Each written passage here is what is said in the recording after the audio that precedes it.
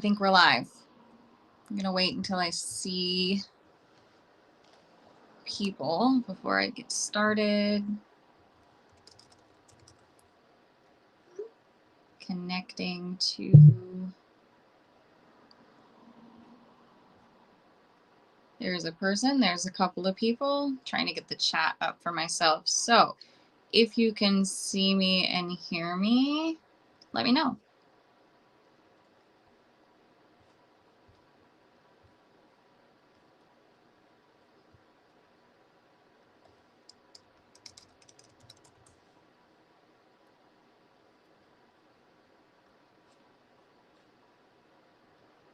All right, the numbers are coming in. Now I just need the comments to start coming in. Let me know that you can see me and hear me, or at least hear me.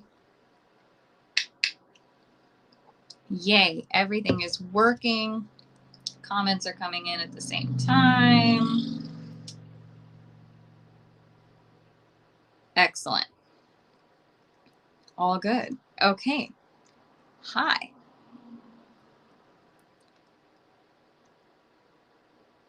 Tonight, we are talking about analyzing your competition runs, because I went to a dog show for the first time in a year and a half.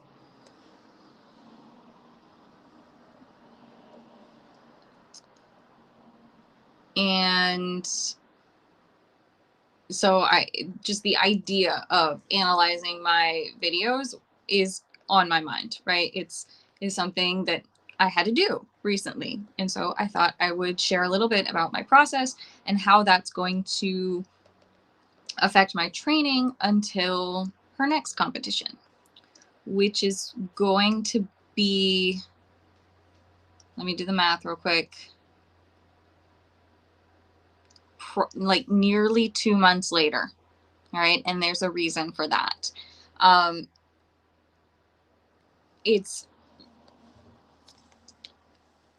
She had, Skreek in particular, had a very specific set of problems that I was very careful to not make sure that she was able to rehearse in a competition setting. And then we had, everything basically shut down because of COVID. And even though trials have been happening for quite a long time, I haven't felt comfortable going to them yet. But then I did. I went to one. And it was interesting because the last year and a half, we've been doing a lot of training, and I saw a ton of improvement. And I entered one day, only 2 runs, so I knew that the courses would be well within our pay grade. She's an open. The courses are within our pay grade. The courses are within my pay grade. And yet there was still some things that before the last year and a half, I haven't really been running her. She's my partner's dog. But I've been running with her more. I've stolen her a little bit, maybe more permanently now. So there were things about her and making my handling choices for her they're not fluent to me yet, because even though she's 6, she and I are new together. It was basically like it was our debut, right? So there's a couple of reasons why I only entered one day, only a couple of runs. I wanted to make sure it was well within our pay grade. And if the issues that existed a year and a half ago were still present, I was going to see them quickly, and I didn't want to rehearse them. So if I had been entered in a lot of runs in that one day or on multiple days of the trial, I would have been tempted to run those runs, even if I was seeing the issues that I did not want to see. And so I wanted to limit that. I'm going to grab this question. What do I mean by pay grade? I mean, just within our skill set. I mean that the skill, I felt confident that the challenges presented in an open course would be skills that she and I have completed to fluency in training.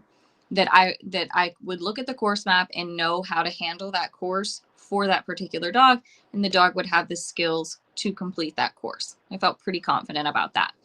I personally wanted to run the premier courses because I loved the judges that were judging that weekend, but I didn't want to put that pressure on Screek because we haven't run those kind of complex things so much. We've been working on very basic stuff just together, just trying to get our teamwork kind of on the same page. Okay.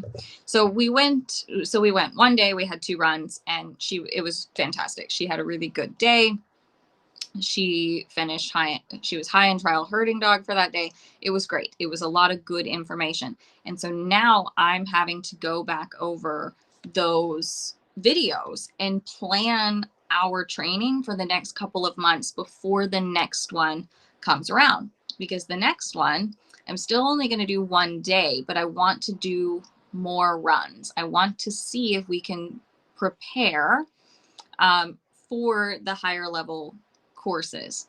So doing some premier, and there's also ISC being offered at that event.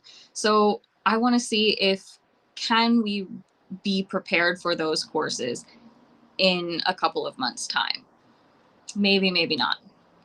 I can enter and then I can pull some of those runs if a couple of weeks before the trial I don't feel like we're ready. So how am I going to make this training plan based off of that information that I see in my videos? That's what we're going to talk about tonight.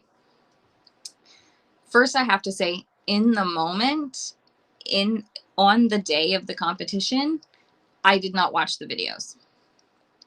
I don't do any analyzing of what happened in that moment because I want to kind of treat it as singular events as best I can.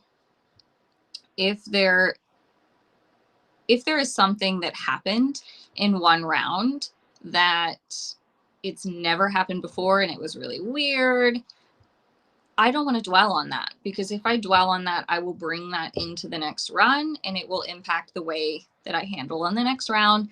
And I don't want to handle that way. I don't want to be handling based on what could go wrong. I always want to be trying to build my handling strategies around what I know will go well.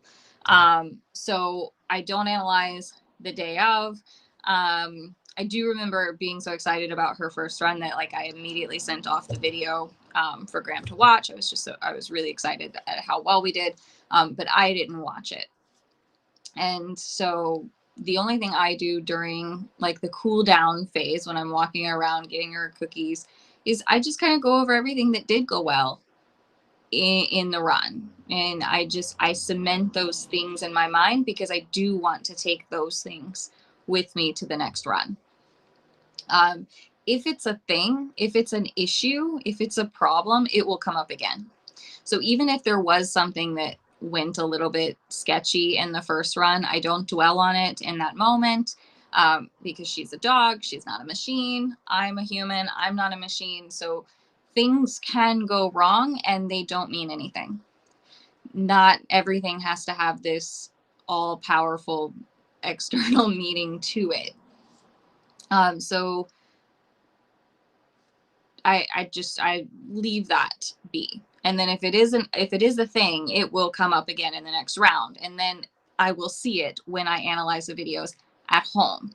I don't have to use mental competitive energy on analyzing things that I can't impact at the trial, right? I can't train at a trial. I'm not going to fix anything at the trial anyways. So dwelling on the things that might have gone wrong doesn't help anyone. It probably just sucks the joy out of the run that you just had. You're welcome. So there's your little mindset tip for the week about when and why it matters. Okay, but this is a big reason why I don't enter a lot of days and a lot of runs when I'm not certain what I'm going to get. As the team and I grow experience together, and I'm pretty certain that they can handle multiple runs a day, and I feel really solid about their skills and my skills, I will start piling on more in their weekend. But if I feel like the skills are fragile and I'm not sure what I'm going to get, I limit how many times I could possibly rehearse that. So keep that in mind. But now I'm home. I've picked out the next competition that I'm going to enter, and I know what classes that I want to enter. She also completed a title, so I know that she's going to be leveled up in the jumpers class. So I need to also think about that. Like, is she prepared for the next level in jumpers? And can we prepare for those premier courses and ISC courses? So I have some goals as well. But first I have to look at, what do I need to kind of focus on based on the information that I got. So I'm going to first, when I look at the runs, I'm going to watch her land or exit every obstacle. And I'm going to ask myself, did she know where she was going? And the way that I know that they know where they're going is, where are they looking? If they land number one, looking at number two, they knew where they were going. If they land number two, looking at number three, they knew where they were going. So the flip side of that is, if I see the dog either looking at the wrong obstacle and I had to maybe call their name or stop moving or something, if I saw them looking at the wrong obstacle, or they took the wrong obstacle, right? They have to look at it before they take it. So when you're watching it in slow motion, if they're looking at the wrong obstacle, or if they're looking up at you, asking you, hello, what's next? Like really looking up at you, like real big head check. Okay, that's something I need to figure out. Okay, why? Why weren't they looking forward?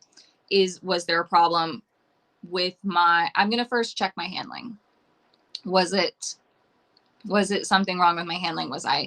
Did I give the wrong proactive cue? Was my timing wrong? I'm going to try and see, because if it was me, I'm the easy one of the team to fix, because I can talk to myself in English, or I can contact my coaches and mentors and go, okay, how do I fix this? And they can talk to me in English, and I can just do a quick thing. It's not necessarily something that I need to put a lot of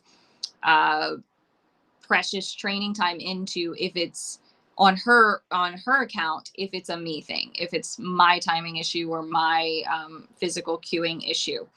So I'm going to look for those things, right, in the handling. Is the dog landing and looking at the correct next obstacle? That's super important. If it's not the handling, if maybe the dog is not following the handling, or maybe the dog is lacking some obstacle commitment, then I'm going to write that down. Like, oh, she committed really late to this, or she had a question about committing to this. And I can write that down, and I can plan for some following the handling exercises, or keeping commitment exercises, which, if you've taken my Smooth Moves class, that's like weeks 1 and 2, basically. I can always go back to those basic exercises, put some money in the bank for those concepts, and I don't have to do fancy sequencing or hard, difficult, taxing sequencing. I can just put money in the bank for those very specific concepts, and it will carry over into the more complex coursework. I promise. Maybe I noticed and these are just examples of what you could observe. Maybe you observe that the dog is landing and looking where they're going at the correct obstacle, but they're going really wide. So maybe they're following the handling, but they're not reacting to the handling quite the way you want. So if the dog's going wide, that usually means they're not taking time on the takeoff point, on the takeoff side, to add a stride, collect, slow down a little bit so that they can land closer and turn tighter. So maybe that means you write down that they need a little bit of money in the bank for their slow down cues and collection, right? And you would go back to your basic skills and put money in the bank for that, not necessarily taxing coursework. The same would be true of the opposite. If you feel like your dog's not extending well enough, that they're over collecting a lot, you could go back. You could just plan for some maintenance sessions of really quick. I want to say, I'm going to use the term foundation exercises, but I just as a whole hate that word. Critical key concepts that we need to maintain is what I would like to go back to during these sessions. So not just coursework to prepare for the next competition. I'm going to go back and put money in the bank for those core skills that I need all dogs to have. And I'm just going to pick the ones that need the most reinforcing. It just so happens that Skreek turns super tight, so I'm not going to put any effort into her reactions to my handling. I'm going to put more effort into her sending forward, looking forward, going forward, because I think that's something she can continue to improve on. Okay, so that's just kind of a side note, is you don't have to be actively working on all the skills. You just need to be actively reinforcing the basics that your dog struggles in. And the trials tell you where they're struggling, because the trials put just enough pressure on all of your skills to show you where those skills are lacking, and that the trials put on pressure that you can't put on them or yourselves in training, in seminars, in classes, right? So the trials get to tell you, hey, this is a little bit weak. If you keep going without reinforcing this, this is going to break. Micro skills, exactly. Those types of things, the bare bones of sequencing, of training, all right? So I'm also going to look at their obstacle skills. So that's kind of the handling. Once I've gone through and I look at how are they reacting and following the handling, is there something that I can see in myself? You know, was my footwork wacky? Is there something from handler mechanics that I can add into my own conditioning to practice? Things like that. Once I do that, I'm going to look at their obstacle skills. I'm not just going to look at, did they hit their contact or not? Right? Because no, I'm going to look at what percentage of that contact looked to be ideal. So I have this, and it's part of my troubleshooting process when I'm training. I go, was that 100% correct? Was it 97% correct? Was it 70% correct? Or was it just so it was more wrong than it was right? That sort of thing. And that may look like the dog driving across the dog walk, which we love, but either stopping in 4 on instead of 2 on 2 off, or stopping with 4 feet off instead of 2 on 2 off. Well, the dog wasn't 100% wrong. There's a whole lot of that we like, right? They drove across, they kept full speed until they stopped in a position, and they waited until they were released. The precision of the position was a little bit less than correct, but that just means I'm going to pull that out and work on my dog choosing the correct position. I'm not going to put the whole thing together, because I don't want to inadvertently punish the dog driving across the dog walk. I like that. I want to keep that. I want to preserve that. So I want to focus on the 3% of the behavior that was wrong. And that's going to inform my training sessions. So I'll look at the quality of their contact obstacles. Did they nail it, but they self-released a little bit? Did they hit their A-frame contact, but their striding was a little bit off? Same thing if you have a running dog walk.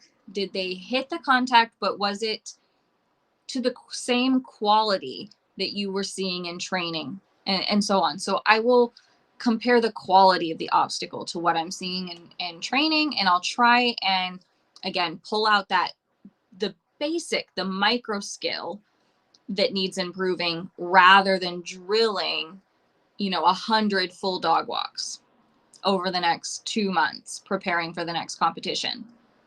Does that make sense?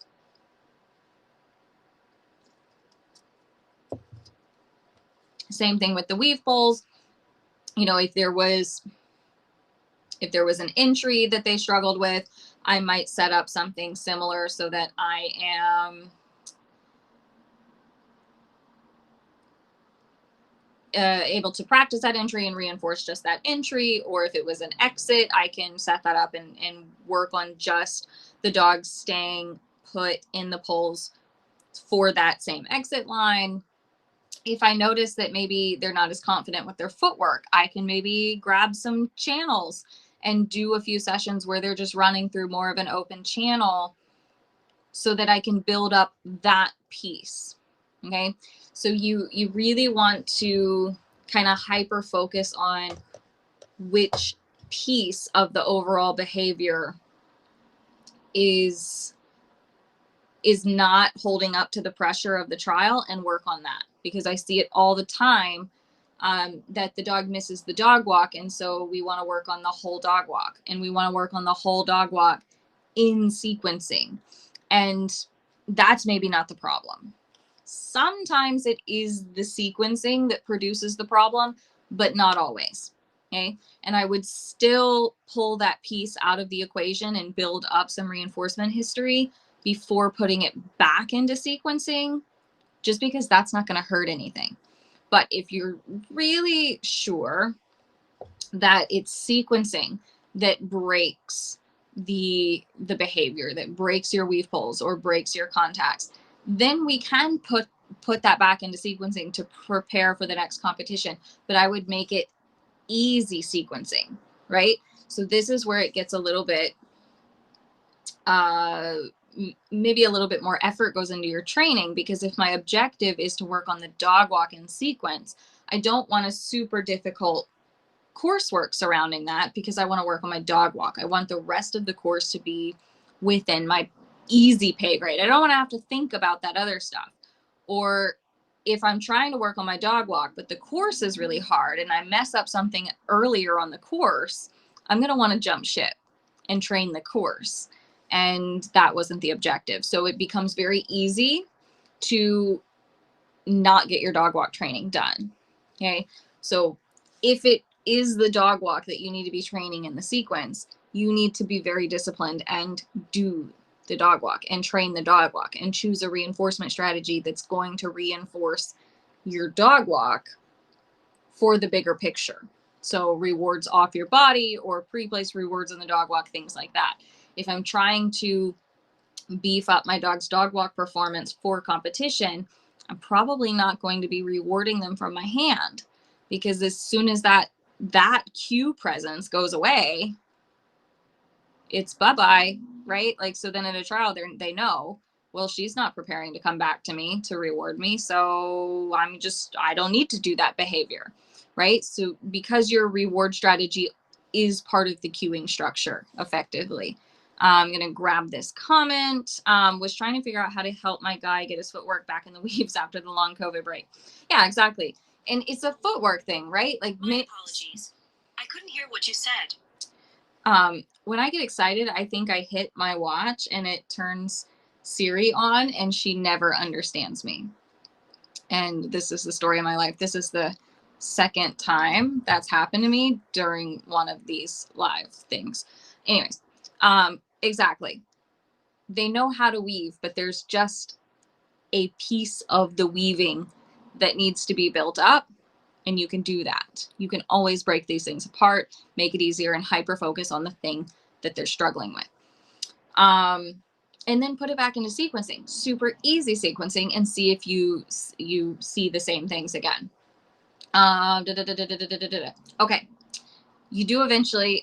The other thing I wanted to say about when you're looking at your videos, and this is maybe something that you can write down on the course map or just in your notes in general, but if there was a sequence when you were walking the course and planning your strategy, if there was a place where you either didn't know how to handle it, like you had no ideas for how to get through that sequence, or you had a limited amount of ideas, like you only had one way you could see this going and you weren't sure it was going to go well, I do want you to train those sequences. I want you to set that sequence up, and I want you to analyze it and figure out, walk it a whole bunch of different ways yourself without the dog, And I want you to figure out every single way you could solve that sequence, because then when you're presented with something similar, your brain will go, I've seen this before. This is really, really close to what we saw in training the other day, and we practice it, and we've got 7 different ways that we can handle it. And then you have more to choose from based on where you're coming and where you're going next. She did it again. It's when I get excited and I use my hand, she thinks I'm talking to her. Does that make sense? Like those are the sequences that I do want to be setting up from the trial, or the things that you didn't quite know how to solve, or you tried something and it didn't go quite the way you expected. You know, go figure out why. Go solve that puzzle. When I was teaching in-person classes, I think the majority of the time my students would stop to watch me just to see what was going to be in class the next week, because I guarantee you, if I couldn't solve it or I messed it up, it was going to be in class the following week. Because even if I couldn't run it, if I taught 200 dogs on it, I was going to solve it, right? So that can also be a really good option. Or if I was at a trial and I was watching and a lot of my students were struggling with the same thing, it was going in class. Let the competitions inform your training. Let them inform your training. Do not let them break your training. They want to break your training. Trials, they want to, like, you've got training and it's great. You've been building it up. Trials want to do this to it. And you have to train in a way that doesn't allow it to be pushed down, that you can build it back up and push back against the pressure of trialing. All right. So let the trialing inform your training rather than break your training. Now, sometimes you're not going to have a whole lot, right? Sometimes you have a ton to look at and go over based on that trial. Sometimes you don't have a whole lot. My advice is, the longer the list that you came up with, the longer away your next trial should be. Say that again. The longer the list that you came up with after looking at that at your competition videos, the longer it should be before your next trial, because you need time to build it back up. You know, if you start out here and you go to a trial and it puts you here and you train for 2 weeks and you're here, the trial's going to just do it again. You're going to be worse off than you were, right? You need to give yourself time to fill in those cracks, to repair those things that started to crumble a little bit under competition. And I think this is the number one way everything falls apart. And I know this because I've done it. Like, his name is Smack. He trialed a lot. He trialed often. He trialed a lot and often, and a lot of runs from an early age. And so let's just say, I mean, think about that. Think about when you start competing, if you're doing 3 days of competition and then you give them the day before the trial off and the day after the trial off, you have 2 potential days to train. Pretty soon, you start doing more competition than you are training. And so the reinforcement starts wearing down. And you can do that on a dog that maybe has 5 or 6 or 7 years of training reinforcement history built up. But if you have a young dog that's still building, you know, 1.5, 2, even some 3-year-old dogs, they don't have enough reinforcement history from training to withstand that much competing. And every dog is going to be different, but that's just something I really want everyone to consider, is making sure you have enough time to build these behaviors back up without them breaking. And just remember that your criteria and the judge's criteria is different. So you can still be competing successfully, as in qualifying, and your behavior still degrading, right? So it's something that I don't want you to just look at your Q rate and go, oh, we're good. Let's enter another trial in 2 weeks. I want you to really look at those videos and look at the quality of those behaviors, because that's how dogs get ring wise, is they go, all right, she's totally cool with 97% correct dog walk. I wonder if they're cool with the 90% correct dog walk. All right. Okay. I wonder how they like 80% correct. You see what I'm saying?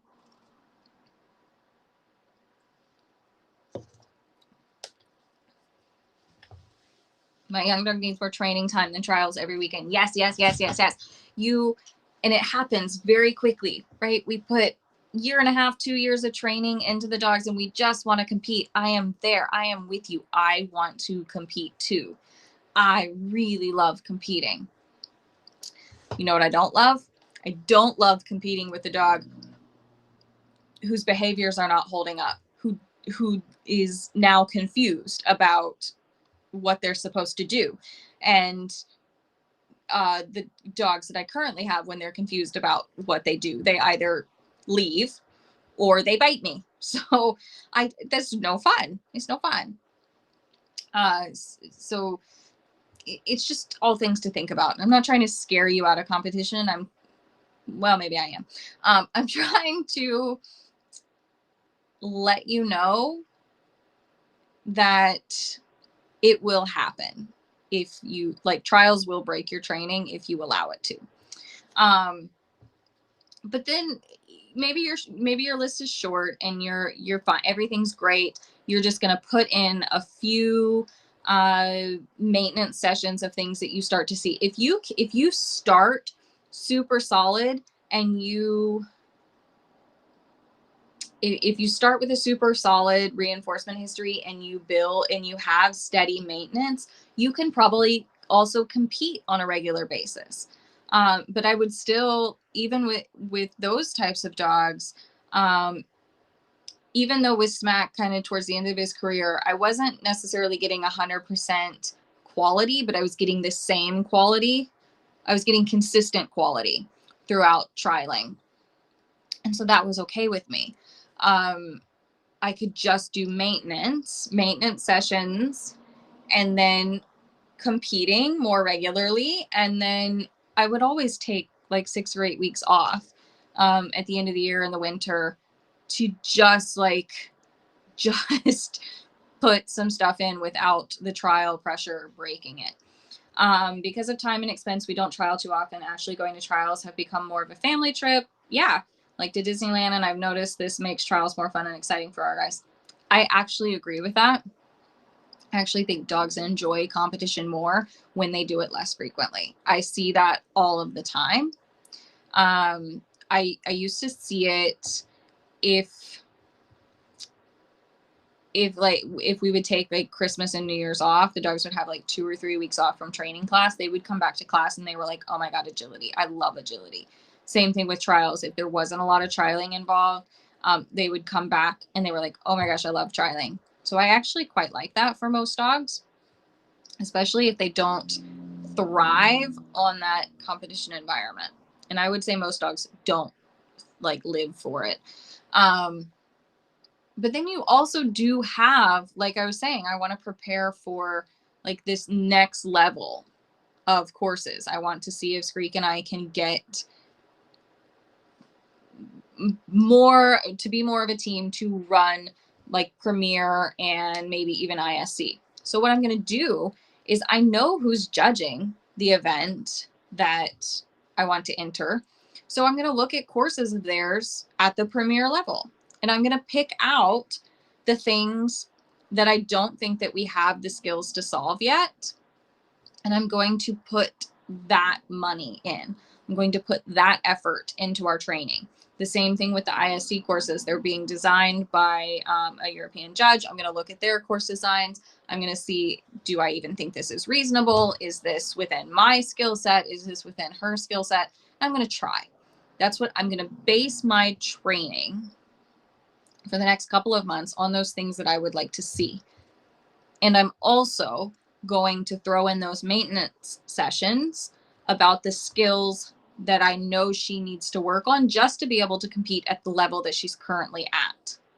Not even thinking about leveling up. So I'm going to do both. I'm going to add in reinforcement to maintain our current level, and I'm going to start training for our next level. And we're going to see if those two things can meet up in time for the competition in, I think it's like 8 or 9 weeks. And I'm going to try and do this with only one trip to the agility field per week, maybe 2. I might convince myself to go twice a week because I will have the time and I will want to put that effort in at some point.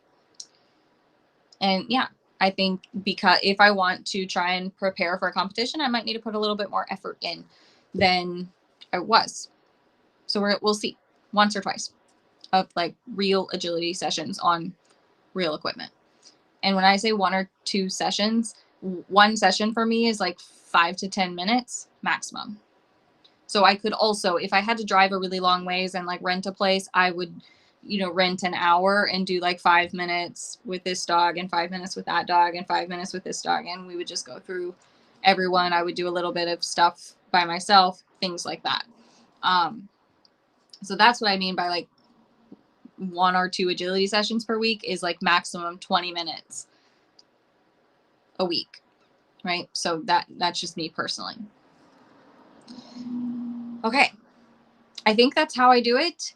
And I think that's how I let my trialing inform my training. And my training will also continue to inform my training, right? I'm going to make this list from my videos. I'm going to know kind of like the general bones of what I want to train, but then each training session is going to present new information to me and tell me how to progress my training and tell me, and I'll know pretty quickly, like 3 or 4 weeks in, if my goal of running those Premier and ISC courses is reasonable. And then I can, like I said, I can alter my entry if I need to so that I'm not tempted to run those courses anyways when we don't have the skills to run them. Okay. I'm generally okay with taking some risks. Like, well, I'm 90% sure we'll have the skills. Like, I'm okay taking that risk. And if there is something on the course that we can't do, either giving it our best effort or skipping it. But if I'm like, we can't even get through a sequence of that difficulty level, then I will just alter the entry form and not run those courses. So yeah, I guess that's how I would wrap things up and let my trialing inform my training, which informs my trialing, right? I think it should all be connected. If it's not connected and you're not using data from both situations, and I think you're missing out on a real opportunity to know exactly what to be training. Yeah. Okay, now ask your questions about this or about stuff in general. Are there things from trial videos that you look for that you don't look for regular sequencing? Not typically. I would be looking for the same things. I guess in a trial, I'm looking, I might notice some things are different just because the pressure and the distractions are different. So if my dog were to land looking at the wrong obstacle or not looking at or just looking somewhere other than at the correct obstacle, in training, I would probably say that that's a handling issue because the distractions are pretty low in training. But in a trial, I might look to the edge of the ring and go, well, were they distracted by something going on outside the ring? Because that might be something I need to be training. If it's Shrek, that's exactly what I need to be training, is distractions outside the ring. Or with Skreek, she struggled more when she had to follow a dog. She wanted to watch the dog exit. It wasn't even about watching the dog run. She wanted to make sure the dog left. So that's something I got to work on. But no, not typically. So everything I talked about in the beginning is also how I analyze my videos and training as well. That's a good question. While you continue to think of questions, I will tell you that Thursday, registration for the August FDSA term opens, and I'm teaching the 3rd class in my handling series. It's smoother moves, and it's best consumed if you've done the first 2, but it stands alone pretty well. But it does assume you know some of the basic techniques like front cross, rear cross, blind cross, forward send, running on the dog's line. So it does assume that you and your dog have some basic techniques mastered already, because the techniques that I teach and then in the 3rd level, the smoother moves, it builds on those techniques. And a lot of the elements of those basic techniques are inside the more advanced techniques. So you do need those skills. And it's all in the course description and prerequisites and everything. And I'm also super happy to answer questions if you think it's to figure out if it's suitable or not suitable. There's in the course description, there's like a course you can set up and run. Excuse me, because if you can run that sequence and get through it pretty well, you probably do have the skills that you need to get through the rest of the class. So let me know if you have questions about that. Opens on Thursday, probably 9 a.m. I don't know. Something like that. Having trouble with stress and distraction at the start line, particularly how to set up disembodied heads, distraction of the place we trial most. That is hard to plan. So let's think about that. Disembodied heads. I'm thinking something like skate rinks. That might be, I don't know if we can actually take dogs into those places, but I'm thinking of other places that would have like people behind half walls. So skate rinks come to mind. Maybe stores and there are people behind counters. I know it's not the same, but it's similar, right? So what makes your dog okay with a human behind a counter walking by? Or, you know, some of those grooming rooms, you can only, they're like solid up to like waist height, and then you can only see like the groomer working from like the waist up. Are they okay with that? Someone says, what about people behind their own fenced yards? Yeah. I mean, generally, I usually see if they're solid, they're taller, so you don't usually see bodies. But yeah, you could start there. That might be a really good split, that it's a chain link fence that they could actually see the whole body, but they're split. I don't know. I think you can get creative about that specific challenge. But otherwise, what would make, otherwise I would just get the dog super comfortable with bodies in general, walking past them, walking behind them. Because I think dogs are clever enough to realize that even though they can't see the whole body, it is in fact a human. What constitutes a problem? My little guy had trouble with weave hole injuries all weekend at a trial. We got home and absolutely no issues. I'll have to re-review the videos to see what caused it. Any suggestions for what to watch for? To me, a problem is something that has now happened more than 2 times. Anytime something that is 100% not a problem in training, but it is in trialing, I always check them out physically first. Because dogs will mask an injury in training because the reinforcers are available. But then the pressure of the competition, they will not work if they're hurt or sore. And this was usually what Smack's issue would be if I saw him miss a weave pull entry. I'd be like, oh, whatever. He just didn't slow down enough to hit it. But then if the same entry would happen, he'd miss the same entry again, I'd be like, he's hurt, because that would be so unlike him. But if it's not physical, I would certainly look into, are they collecting? Because sometimes in training, they're just not quite as high or aroused as they are in competition. So what's going to happen is the cues that you use in training are not sufficient to get them, to remind them how to slow down and collect in competition. And then I would, if you find that to be the case, then you can work on that. You can work on rewarding collecting into the weave pulls and things like that. Yep. Skating rinks and groomers. It might be worth a shot.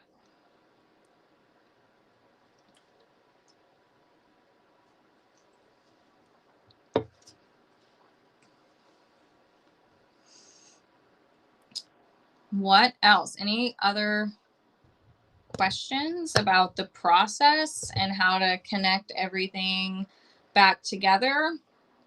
We'll have some new small space setup training sequences coming out this week, along with some other stuff.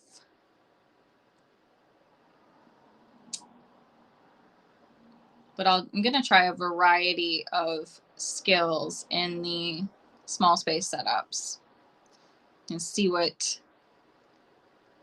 comes from my brain this month. Probably some of the things that I'm going to be training myself. So look out for that. Okay, give you guys just another minute. Last minute questions.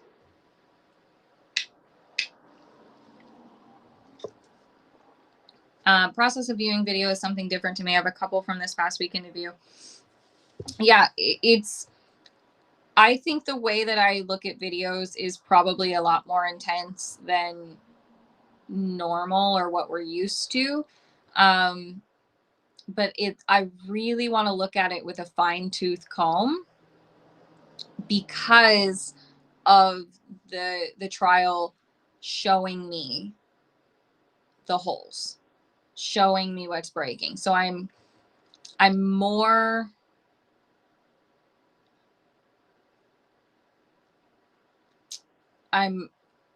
way more, it's way more detail oriented because I'm way more aware of when something is less than 100, or because I very rarely get the exact same performance, right? There's always something. That's why I aim for having like perfection, 100% of quality in training, because I'm probably going to get less than 100% in trialing.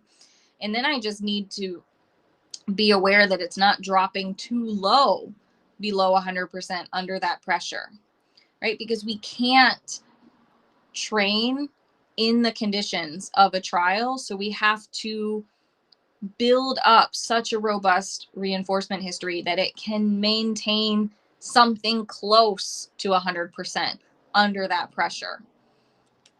So I'm sensitive to the fact when it drops from 97% correct to 80%, I'm sensitive to that because 80% is very close to failing.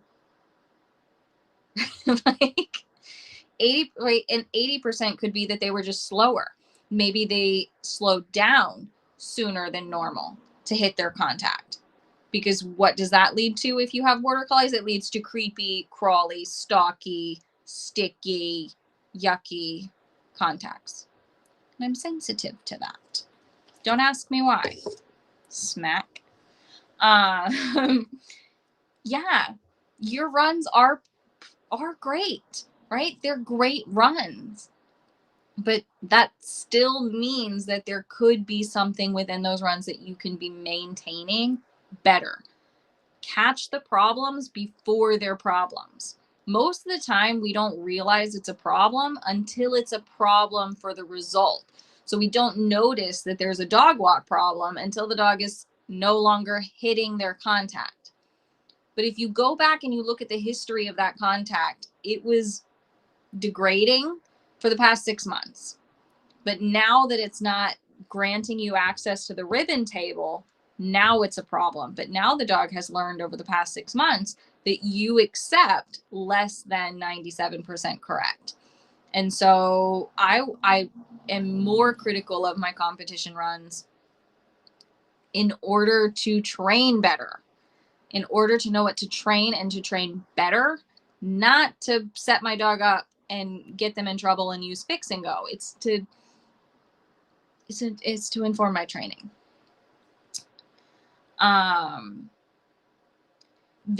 If it's probably not wise of me to give away my secret in that way, but watching where the dog is looking is how I translate everything.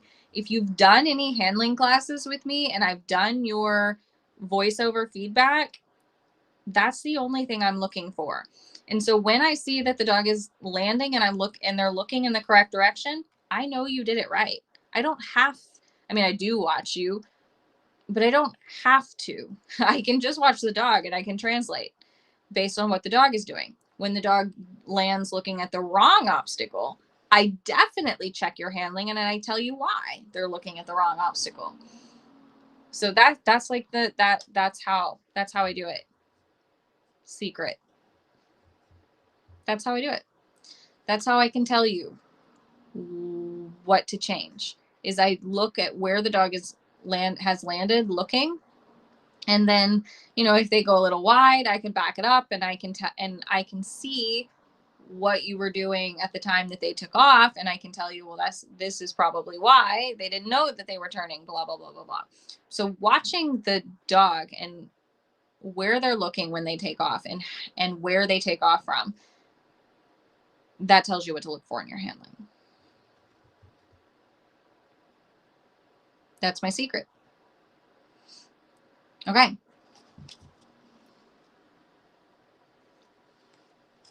And now that you know how to do my job, you can do it for yourselves, right? Give it a try. Give it a try.